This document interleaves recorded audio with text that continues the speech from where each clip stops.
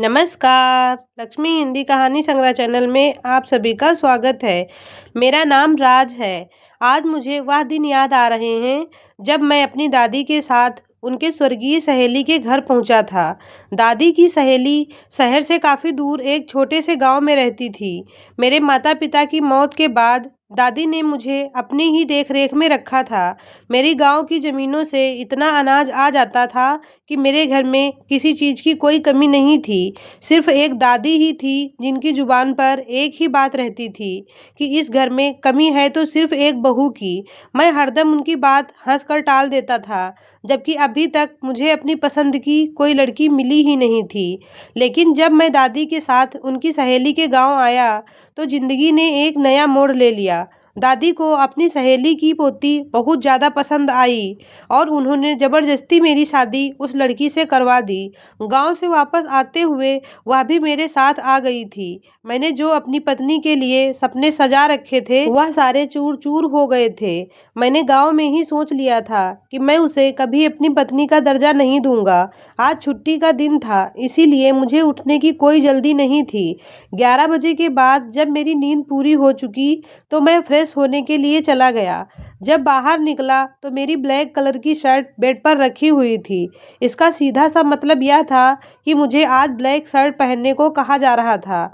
मैं जब उसके हाथ की बनी हुई चाय पी सकता था, खाना खा सकता था, तो कपड़े पहनने में मुझे कोई दिक्कत नहीं थी। लेकिन एक बात मुझे अब तक समझ नहीं आई थी कि इस लड़की को कैसे पता चल जाता था कि मैं किस टाइम उठा हूँ और उसी वक्त वह शर्ट लाकर बिस्तर पर रख देती, या फिर जब मेरे सर में दर्द होता या मेरा चाय पीने का मन होता तो वह बिना कहे मेरे लिए चाय बनाकर ले आती, जबकि मैंने उस पर पति वाला कोई हुक्म भी नहीं चलाया था कि पत्नी को गुलाम बना लिया हो। लेकिन वह खुद बिना कहे ही सारे काम करती थी। वह बहुत अच्छी थी। वह पत्नी वाले सारे फर्ज निभा रही थी, लेकिन इसके बावजूद भी मैं उसे स्वीकार न कर सका, क्योंकि वह गांव की एक सीधी-सादी लड़की थी। उसमें वह कॉन्फिडेंस और काबिलियत नहीं थी जो मुझे मेरी पत्नी के अंदर चाहिए थी।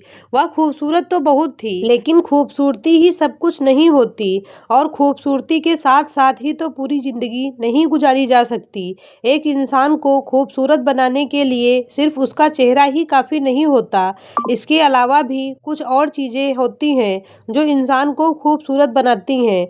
मैं तैयार होकर नीचे आ गया, तब तक वह नाश्ता लगा चुकी थी। नाश्ता करके ऐसे ही मैं सोफ़े पर बैठकर अखबार पढ़ने लगा।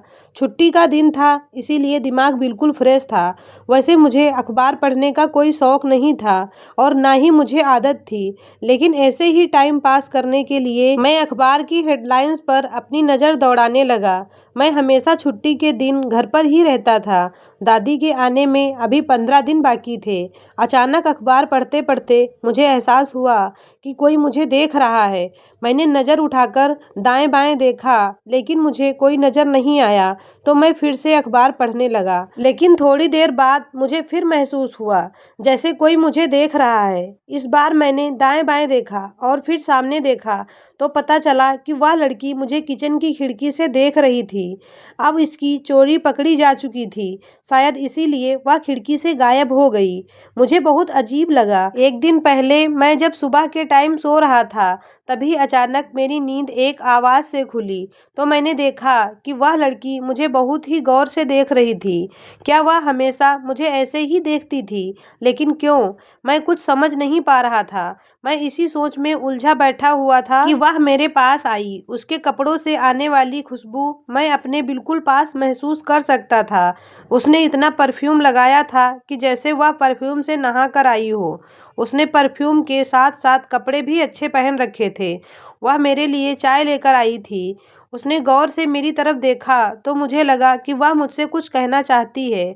मैंने पूछा, "कुछ चाहिए?" तो उसने कहा, "नहीं।" लेकिन फिर अचानक से वह चुप सी हो गई। मैंने चाय उठाकर पीना शुरू कर दिया। फिर वह कहने लगी, आज क्या हम बाहर चल सकते हैं? वह अपने दिल की बात जुबान तक ले आई थी। मैंने चाय वापस से टेबल पर रख दी और हैरानी से उसे देखने लगा तो उसने कहा, बाहर मौसम बहुत अच्छा है, इसीलिए मैं आपके साथ बाहर जाना चाहती हूँ, जैसे फिल्मों में हीरो हीरोइन जाते हैं। उसने बहुत ही शर्माते हुए यह बात कही थी। मैंने अंदर ही अंदर मुस्कुराते हुए कहा कि इसने कैसी कैसी गलतफहमियां पाल रखी हैं अपने अंदर।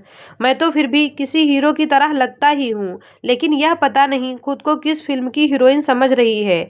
मैंने चाय पीते हुए ही कहा, नहीं, आज मैं थोड़ा बिजी हूँ। मैंने काफी रूखेपन में उसको जवाब दिया तो वह बहुत उदास हो गई।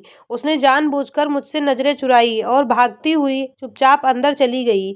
मैं जानता था कि अब वह किचन में जाकर किसी कोने में बैठकर रोएगी।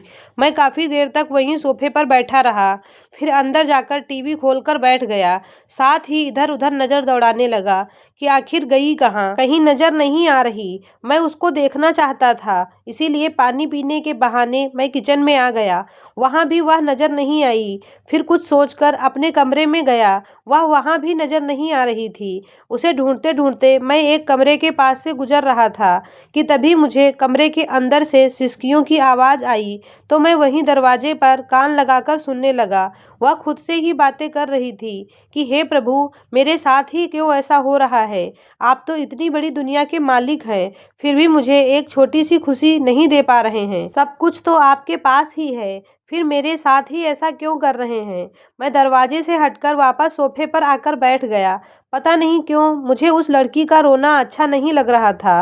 अब मुझे अपने बर्ताव पर कुछ पछतावा होने लगा। आखिर क्यों मैंने उसकी बात नहीं मानी, और क्या हो जाता अगर मैं उसे लेकर बाहर चला जाता? वैसे भी वह कौन सा मेरे जीवन भर की साथी है? वह कुछ दिनों के लिए ही तो इस घर में है। एक बात तो मैं शुरू से ही अपने दिमाग में बैठा चुका था कि दादी के आते ही मैं उनका लाया हुआ यह तोहफा वापस कर दूंगा। इसीलिए मैं हमेशा उसे देखकर यही सोचता था कि वह मेरे घर में हमेशा के लिए नहीं है। मेरे अंदर उसके लिए कोई फीलिंग्स ही नहीं थी, बल्कि मुझे उसका चेहरा देखकर एक उलझन सी होती थी। कुछ देर बाद वह लड़की, जिसका नाम रिया था, वह मुझे सीढ़ियों से उतरकर नीचे आती दिखी। मैंने गौर से उसका चेहरा देखा, जिस पर कोई भी आंसू या परेशानी नजर नहीं आ रही थी। इसका मतलब कि रिया अपनी कमजोरी मुझे महसूस कराना नहीं चाहती थी। जब वह किचन में जाने लगी तो मैंने उसको आवाज़ दी, रिया, आज खाना मत बनाना, हम खाना बाहर जाकर खाएंगे। तो वह कहने लगी कि हम दोनों? तो मैंने कहा, हाँ, हम दोनों। तो उसके चेहरे पर एक मुस्कुराहट आ गई और मैंने कहा, कपड़े थोड़ा अच्छे पहन लेना। अगर इस तरह के कपड़ों में बाहर जाओगी तो सभी लोग हंस हंस कर तुम्हारा मजाक उड़ाएंगे। वह मुस्कुराते हुए कमरे में चली गई। पता नहीं क्यों इस बार मुझे अपने अंदर एक सुकून सा महसूस हो रहा था।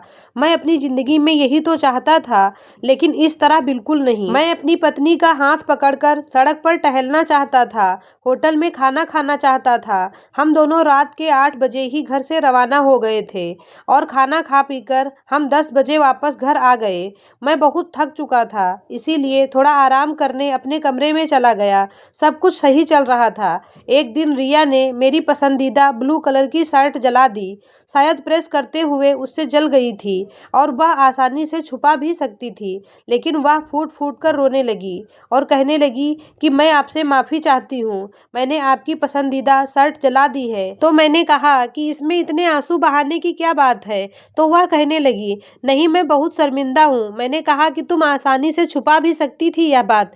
मेरे पास नीले रंग की बहुत सारी शर्ट हैं और मैं तो उनका हिसाब तक नहीं रखता।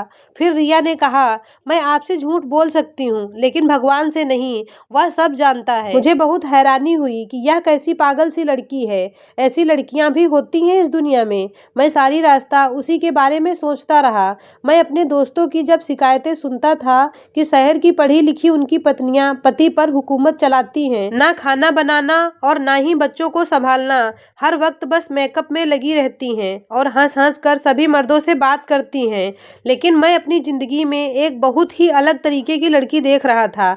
एक ऐसी लड़की जो मैंने आज तक कभी नहीं देखी थी। एक वह पत्नियां होती हैं जो पति की हर बात पर गुस्सा करती हैं, और एक मेरी पत्नी थी कि अगर मैं उससे कहूँ कि रात नहीं दिन है तो वह रात रात को दिन ही कहेगी। वह तो अपने पति को पति परमेश्वर ही मानती है। उस लड़की के साथ रहते हुए मुझे लगभग 2 महीने हो चुके थे।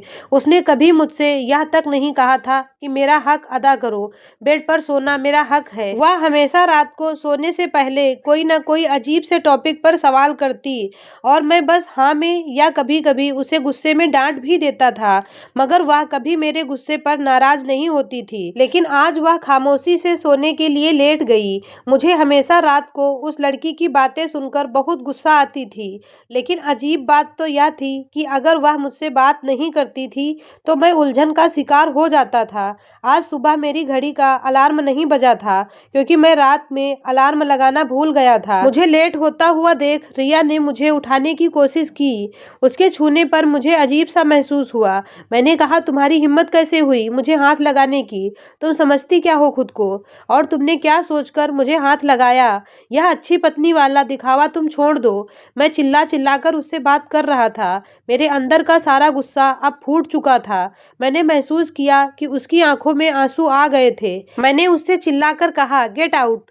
फिर मुझे याद आया कि वह गांव की गंवार लड़की इंग्लिश नहीं समझ सकती, इसीलिए मैंने उसका हाथ पकड़कर जबरदस्ती अपने कमरे से बाहर निकाल दिया था और कुंडी लगाकर बेड पर लेट गया। काफी देर बिस्तर पर लेटे लेटे पता नहीं कब मेरी आंख लग गई और दोपहर के 1 बज गए। मैं उठा तो मेरे सर में हल्का हल्का दर्द हो रहा था। सुबह 8 बजे की बात मेरे दिमाग में अभी तक ताजा थी। आज हमेशा की तरह ना मेरी शर्ट बेड पर रखी हुई थी और ना नाश्ता टेबल पर था।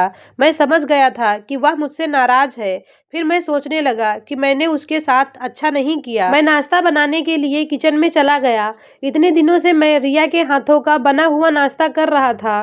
खुद खाना बनाने की आदत बिल्कुल छूट गई थी, इसीलिए मैं बिना नाश्ता किए ही किचन से बाहर आ गया और सोफे पर बैठ गया। फिर अचानक यह सोचकर खड़ा हो गया कि आखिर रिया गई कहाँ। मेरी टेंशन और बढ़ने लगी। मैं ऐसे तड़पने लगा जैसे मछली बिना पानी के तड़पती है।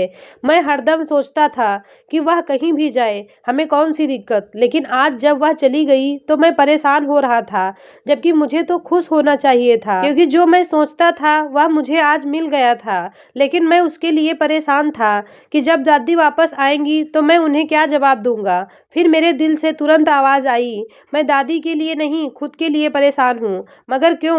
मुझे एहसास हो रहा था कि मैं रिया से प्यार करने लगा हूँ, क्योंकि उसके जाने से मैं बिल्कुल गुमसुम सा हो गया था। मैं सोच रहा था कि मैं उससे प्यार कैसे कर सकता हूँ। मैं तो उससे नफरत करता हूँ। मैंने अपने दिल को बहुत झुठलाने की कोशिश की, मगर मैं ऐसा नहीं कर सका। मुझे जिंदगी में पहली बार घर में इतना अकेलापन महसूस हो रहा था कि इतनी अच्छी और सच्ची जीवन साथी मेरे लिए और कोई हो ही नहीं सकती। अगर दादी उस पर भरोसा करती थी तो बिल्कुल सही करती थी। वह वाकई में अपने पोते के लिए सबसे अच्छी पत्नी ढूंढ कर लाई थी। अगर मैं खुद उनकी मर्जी के खिलाफ जाकर किसी शहर की लड़की से शादी करता तो शायद वह इतनी अच्छी ना होती और वह घर का काम ना करती। शायद उसमें इतनी बर्दाश्त करने की क्षमता भी ना होती। मैं पहली बार उसकी कही हुई सारी बातें याद कर रहा था। जी, ब्यूटी पार्लर क्या होता है? यह टीवी करंट तो नहीं मारती? जी, मेरे गांव में मर्द सबसे पहले खाना खाते हैं, फिर औरतें उनका बचा हुआ खाना खाती हैं। जी, वह आपकी ब्लू शर्ट मुझसे जल गई। मैं आपसे झूठ बोल सकती हूँ, लेकिन भगवान से नहीं। वह सब जानता है। आपसे झूठ बोलकर मैं बच भी जाऊंगी, लेकिन मैं भगवान से कैसे झूठ बोल सकती हूँ? वह इतनी अच्छी थी, उसने मुझसे आज तक कोई शिकायत नहीं की थी, लेकिन वह आज अचानक कहाँ चली गई है? प्लीज आ जाओ, मैं तुम्हें फिर कुछ नहीं कहूँगा। हम दोनों मिलकर प्यार से पति पत्नी बनकर रहेंगे। मुझे अपनी आंखों में नमी का एहसास हुआ, इसीलिए भागते हुए गाड़ी निकालकर रेलवे स्टेशन की तरफ रवाना हो गया। मैं फुल स्पीड में जल्द से जल्द स्टेशन पर जाना चाहता था। मुझे अपनी जान की कोई फिक्र नहीं थी। फिक्र थी तो उसकी कि वह कहाँ चली गई। मैं भागकर रेलवे स्टेशन पर पहुंचा तो एक बेंच पर एक आदमी बैठा हुआ था। मैंने उससे कहा, एक्सक्यूज मी, यह ट्रेन की टाइमिंग क्या है? तो वह कहने लगा, जी वह तो निकल गई, मेरी तो जैसे जान ही निकल गई। मेरा खून सूख गया था। थक हार कर एक बेंच पर बैठ गया और सोचने लगा, वह ऐसे कैसे मुझे छोड़कर जा सकती है। छोटी सी गलती की उसने मुझे इतनी बड़ी सजा कैसे दे दी। काफी देर तक मैं वहीं बैठा रहा, फिर घर आ गया। घर आकर सोफे पर बैठ गया। मैंने अपने सर को पकड़ लिया कि मैं अब कैसे रहूंगा उसके बगैर। मुझे तो उसकी आदत हो गई थी। अभी मैं अपने सर को पकड़े हुए बैठा ही था कि तभी मुझे किसी के कदमों की आहट महसूस हुई। मैंने गर्दन घुमाकर देखा तो मेरी सांस ही रुक गई। सामने रिया खड़ी हुई थी। मैंने उससे कहा, रिया तुम कहाँ चली गई थी, बताओ मुझे। मैंने उसे पकड़कर झटकते हुए कहा तो वह कहने लगी, हम तो यहीं थे, हम कहाँ जाएंगे। मैं इतना खुश हुआ और कहने लगा, अब आइंदा तुम कभी मुझे छोड़कर मत जाना, चाहे मैं तुम पर कितना ही गुस्सा क्यों ना करूं, लेकिन अब मैं तुम्हें कमरे से बाहर निकलने नहीं दूंगा। तुम मेरी दुल्हन बनोगी। मैं तुम्हें दिल से पत्नी स्वीकार करता हूँ। रिया मुझे हैरानी से देख रही थी। फिर उसने बताया कि सुबह आपके मुंह से निकलने वाली बातें सुनकर तो मुझे ऐसा लगा कि अब मेरी जिंदगी का कोई मकसद बाकी ही नहीं रहा। इसीलिए मैं कमरे से निकलकर उसके बराबर वाले कमरे में ही जाकर रोती रही और रोते रोते कब मेरी आंख लग गई मुझे पता ही नहीं चला। इसीलिए जब आप आवाज दे रहे होंगे तो मैंने आपकी आवाज नहीं सुनी। बहुत देर तक वह मुझे देखती रही और कहने लगी, मैं जानती हूँ आप मुझसे प्यार करने लगे थे, बस इजहार नहीं कर पा रहे थे, इसीलिए मैं आपको छोड़कर कैसे जा सकती हूँ। आप मुझ पर गुस्सा चाहे जितना करना, लेकिन मुझे कभी अपनी नजरों से मत गिराना। जोड़े तो भगवान ही बनाते हैं आसमानों पर, वह अपने इंसानों में कभी कोई फर्क नहीं करते, ना देहाती और ना शहरी में, और ना ही गरीब ना ही अमीर में। आज मेरी दादी भी घर आ गई थी।